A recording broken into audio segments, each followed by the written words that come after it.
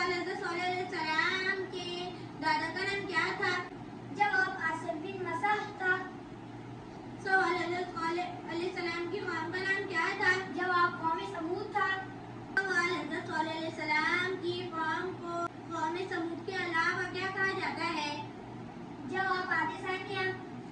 सवाल हज़रत सॉलेह अलैहिस्सलाम की ऊँटनी का नाम क्या था? जवाब नकदुल्लाह। सवाल हज़रत सॉलेह अलैहिस्सलाम के ऊँटनी के कातिल का नाम क्या था? जवाब कदार बिन सालिम। सवाल हज़रत सॉलेह अलैहिस्सलाम ने रोज़मर्रा की कौन सी चीज़ बनाई थी जो आज भी इस्तेमाल करी जाती है? जवाब साबुन। सवाल किस शख्स के मुसलसल इसरार पर ऊँटनी का मौजूदा हुआ था? जवाब जंदा इब्ने उमर। सवाल हज़रत सॉलेह अलैहिस्सलाम का पेशा क्या था? जवाब कंबल बनाकर देते थे।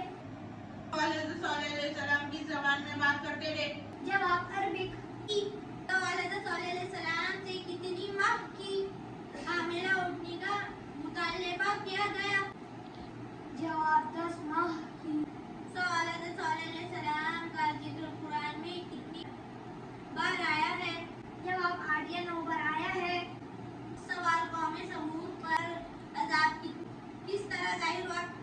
जवाब कड़क बिजली और सख्त चीख वो पुकार। सवाल कौम के तबाही के लिए कौन सी निशानी थी? जवाब ऊँटनी को नुकसान पहुँचाए तो अज़ाब आएगा। सवाल कौन अज़ाब से महफूज रहा?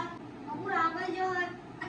जवाब ऊँटनी को जहाँ कत्ल किया गया उस जगह का नाम क्या था?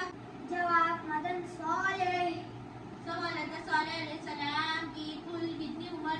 जवाब 280 साल। सवाल हज़रत सॉलेह अलैहिस्सलाम का सिलसिला-ए निस्ब क्या था?